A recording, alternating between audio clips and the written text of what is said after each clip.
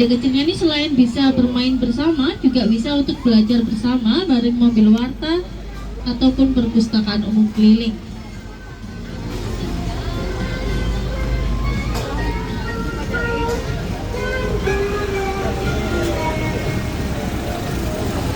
Belakang dari Cafe Lapido itu juga terdapat salah satu hotel tertua di Kota Malang yang masih bernuansa Eropa Belanda, yaitu Hotel Pelangi.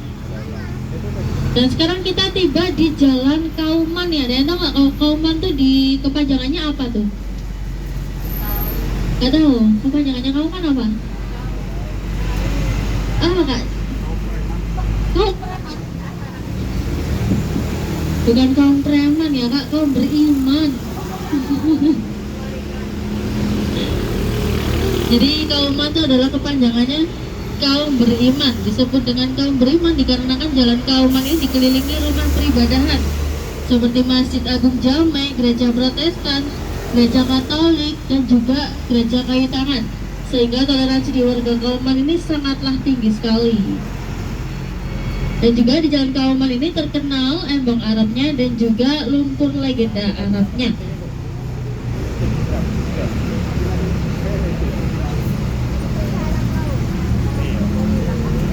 Nah sekarang kita tiba di Jalan Kiai Haji Hashim Asy'ari atau yang biasa disebutnya adalah daerah Talun. Jadi dinamakan dengan daerah Talun dikarenakan di sini dulunya adalah lahan kosong yang sudah lama tidak ditempati. Akhirnya muncul tanaman liar yang bernama talun. Maka dari itu dinamakan dengan daerah Talun. Dan juga di daerah Talun ini terdapat wisata kuliner yang legendaris yang sudah ada sejak tahun 1950. Tepat di samping kanan kita ada tempat es talun. Sampingnya Gapura Kampung Heritage Kayu Tangan.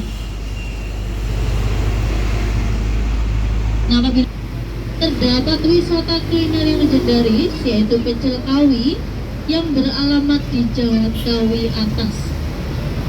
Dan selain itu di Jalan Kawi ini bisa disebut dengan sentranya perkantoran ya. Mengapa seperti itu? Karena bisa kita lihat sendiri di samping kanan kita nih ada Bank BRI.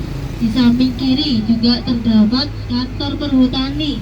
Dan nantinya kita akan melewati kantor Maybank dan juga kantor Jawa Pos Radar Malang.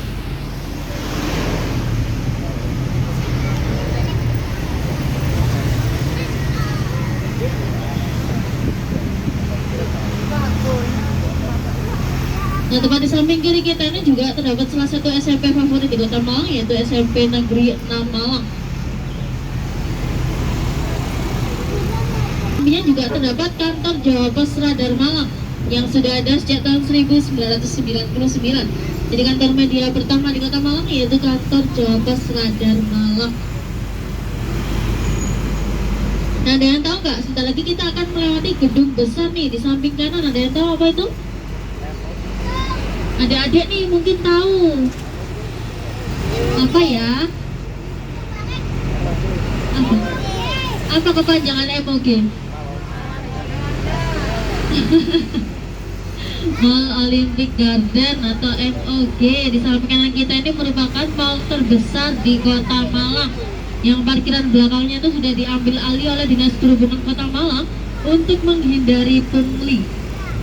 Jadi di belakang dari MOG ini terdapat Kulnya Macitung di hari Senin hingga hari Kamis.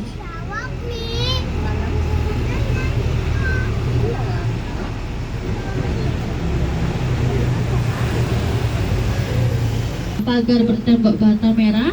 Ini adalah rumah dinas Ketua DPRD Kota Malang, yaitu Bapak Imade Riandiana Kartika. Selama beliau menjabat sebagai Ketua DPRD, di samping kanan kita nih tempat tinggalnya yang beralamat di Jalan Kawi nomor 24.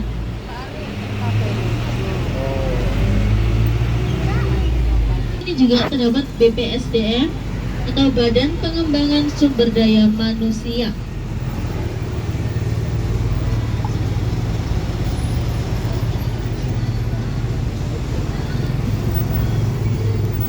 Nah, ini apabila kita berbelok ke kanan nih, kita akan menuju ke Taman Selamat loh adik-adik. Pernah ke sana kak? Gak pernah. Kalau nggak pernah nanti bisa minta nih ya ke orang tuanya mau mampir ke Taman Selamat. Nih yang naik-naik, sini. Sini.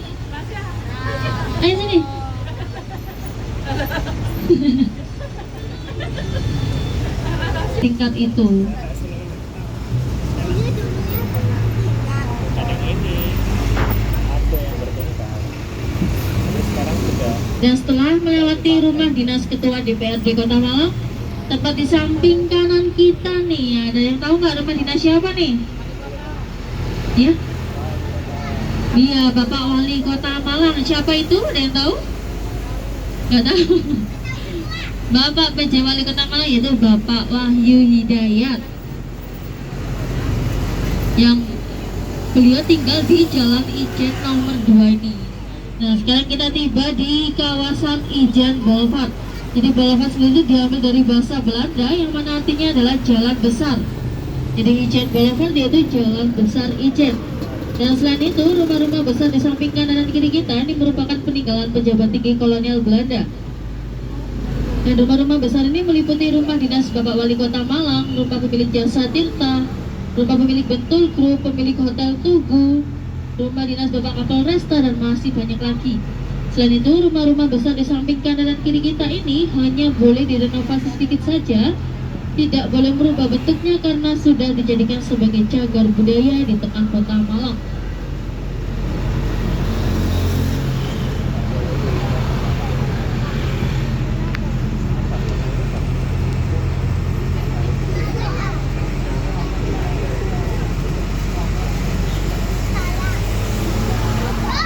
Samping kiri ini juga terdapat Museum Brawijaya. Ya, benar banget. Di depan dari Museum Brawijaya itu ada kendaraan apa tuh, Dek? Tanknya ada berapa? Ada banyak, ada 5 ya tanknya. 5 tank itu bukanlah pajangan atau hiasan biasa, melainkan dulu sudah pernah beroperasi di pertempuran 10 November. Jadi 10 November itu kita peringati sebagai hari apa? Hari Pahlawan. Nah, apakah yang naik bus macet tadi sudah pernah berkunjung ke dalam Museum Brawijaya? Sudah, oke. Yang sudah tuh, apakah masih ingat peninggalan seperti apakah yang terdapat di dalam Museum Brawijaya? Kenapa disebut dengan gerbang maut? Kenapa ya? Oke, disebut dengan gerbang maut karena memakan banyak korban jiwa. Dari Bondowoso ke Surabaya mengangkut 100 tahanan yaitu pejuang kami yang dipaksa masuk ke dalam gerbang yang kurang lebihnya itu separuh dari bus Macito ini. Dan selama perjalanan tidak ada ventilasinya, hingga dari 100 orang itu yang saat wafat hanyalah 12 orang saja. Maka dari itu dinamakan dengan gerbang maut karena memakan banyak korban jiwa. Setelah itu di dalam dari Museum Brawijaya juga terdapat peninggalan seperti mobilnya Bapak Insinyur Soekarno, ada perahu, ada perseragaman, senjataan, dan masih banyak lagi.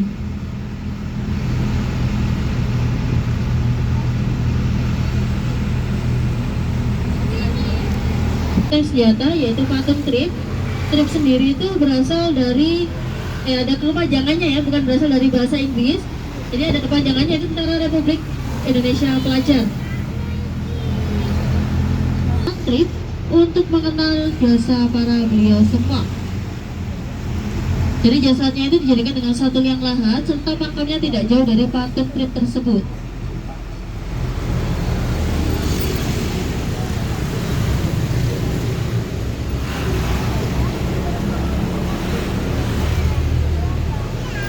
Nah, dan sekarang kita tiba di Jalan Simpang Balapan nih. Ada yang tahu nggak mengapa disebut dengan Jalan Simpang Balapan? Dibuat balapan. Iya, dibuat pacuan kuda. Tepatnya di gedung Polkesma. Di seberangnya taman nih, di belakang kita tuh. Nah, di samping kanan kita ini di taman ini adalah gerbang pintu masuknya. Setelah itu di tengah-tengah dari taman juga terdapat salah satu patung pejuang asli dari Kota Malang. Beliau asli dari Sumber Manjing Kulon. Namanya disematkan sebagai nama jalan dan terminal di Kota Malang. Ada yang tahu nggak? Beliau siapa?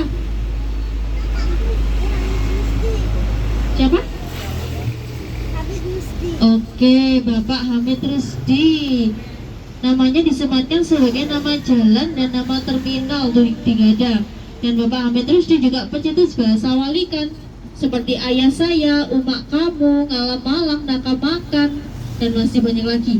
Jadi bahasa Walikan itu bukanlah bahasa gaul atau bahasa Malangan, melainkan pada zaman kolonial Belanda digunakan sebagai kata sandi untuk mengelabui para penjajah Belanda maupun Jepang. Dikarenakan pada saat itu penjajah Belanda maupun Jepang sudah paham dan mengerti mengenai bahasa Indonesia. biar tahu oh ini mau gimana aja ya.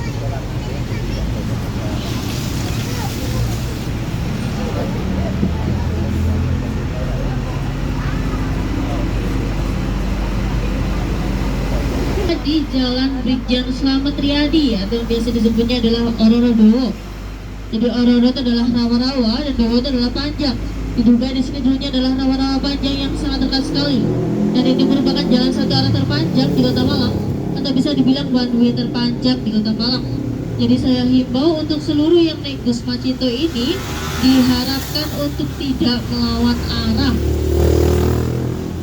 Dikarenakan di sepanjang Jalan Brigjen Slamet Riyadi ini sudah terpantau langsung oleh CCTV keamanan lalu lintas dan juga CCTV ATCS Dinas Perhubungan Kota Malang. Jadi untuk keselamatan bersama diharapkan untuk tidak melawan arah. Dan juga untuk patuh rambu-rambu lalu lintas.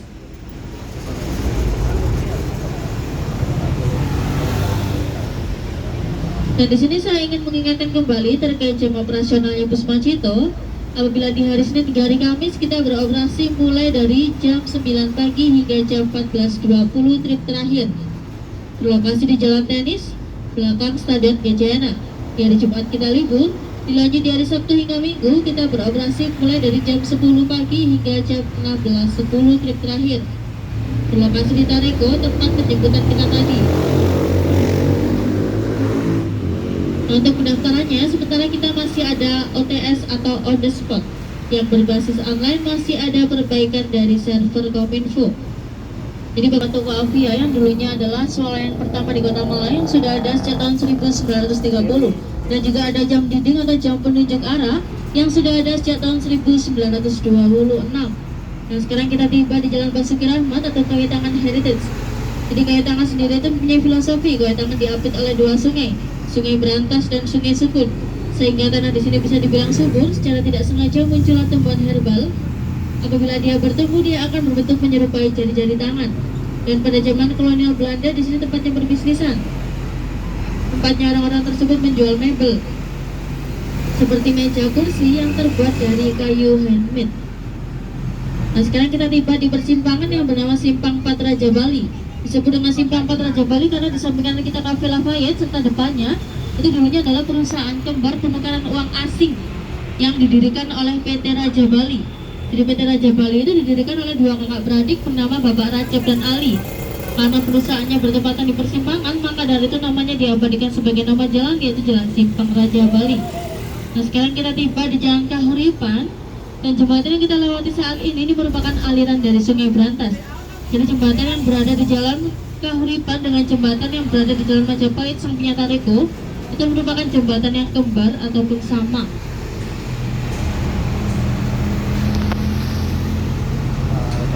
Dan di Jalan Kahuripan ini terdapat markas besar TNI Angkatan Darat, yaitu Kodim 0833, tepat di samping kanan kita. Dan di samping kiri ini juga terdapat koramilnya. Di samping dari koramil ini juga terdapat deretan rumah dinas pejabat tinggi milik TNI Angkatan Darat.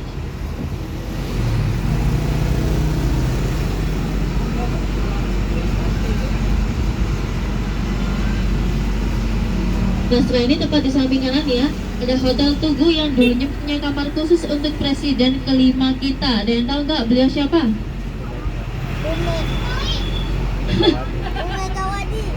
Iya, Ibu Megawati Soekarno Putri.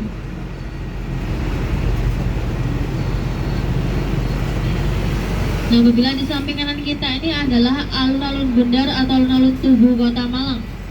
Jadi tepat pada tahun 1920 di samping kanan kita ini hanyalah lapangan Bendar biasa, tidak ada tugunya.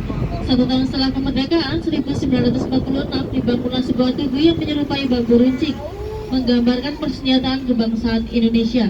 Dan juga tugu tersebut diresmikan oleh presiden pertama kita, yaitu Bapak Insinyur Soekarno pada tahun 1953.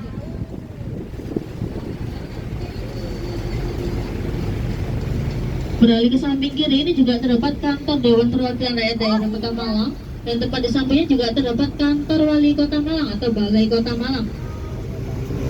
Jadi desain balai kota Malang ini dulunya disayembarakan dulu, dan desain balai kota punya dua konsep. Konsep pertama banyak jendela karena dulunya dipakai sebagai keluar masuknya angin. Konsep yang kedua dipakai sebagai benteng pertahanan.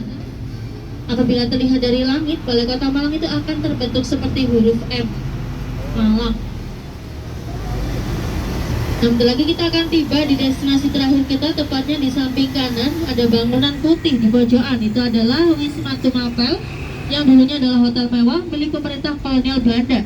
Jadi Wisma Tumapel ini dulu mempunyai lorong yang akan berujung ke SMA Negeri Tugu. Sayangnya lorong tersebut sekarang sudah tidak bisa diakses lagi karena sudah ditutup ataupun dicor.